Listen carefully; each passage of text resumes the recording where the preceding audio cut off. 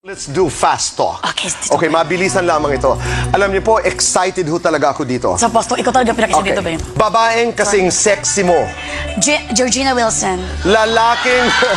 Lalaking muntik mo nang minahal. Jericho Rosales. Paano ka magdasal? Ganito po.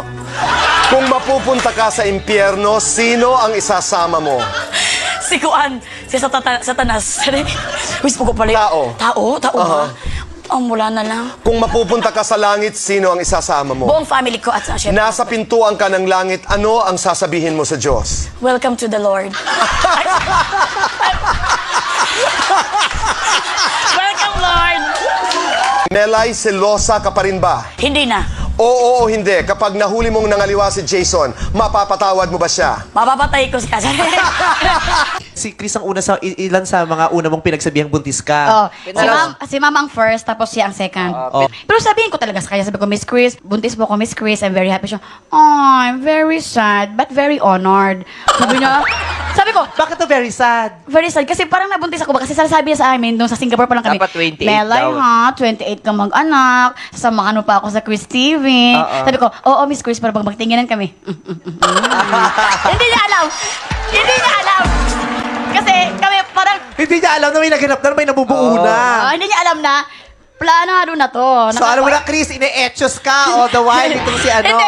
Alam mo naman, Miss Chris, naka-execute na kasi kami. Tapos sabi niya, I'm very honored. Sabi ko, Miss Chris, you are the second honor because my mother is the first honor. Kasi, then, tsaka sabi ni Miss Chris, ay naku, Melay, ewan ko sa'yo. Sabi niya, tapos sabi ni Bimbi, Mommy, what's happened to Ate Melay? Narinig namin. Melay is pregnant. Melay is Narinig lang namin pregnant. sa- Okay, bye, Melay. Sabi. Tapos sabi ko, Ma, buntis ako. Sabi niya, ha? Buntis lagi ako. Ha? Bakit hindi ka maniwala na buntis ako? Ha? Kasi nga alam ng nanay mo, lalaki ka eh. Meron kasi ako experience, bago lang din nangyari sa akin, yung parang nagpa-social kami ng kaibigan. How long ago was this? A month ago. A month ago, okay. So pagpasok namin sa kuan, pagpasok ko sa restaurant, nasa coffee. Pero totoo yan, no? Pagpasok mo, lahat nagtitinginan. Oo. Kaya ba, nakaganon, parang nag-stop ang mundo nila nakatingin. So sabi ko, akala niyo mahihiya ako sa inyo. May pera ako, bagong sweldo. Adjust na ngayon. So nag-isip ako ng masama sa kanya. Sabi ko, papasok ako. So pumasok ako dito. Okay, and then? Tapos dito na agad ang kuan, coffee. Pagpasok ko, pumasok agad yung kaibigan ko.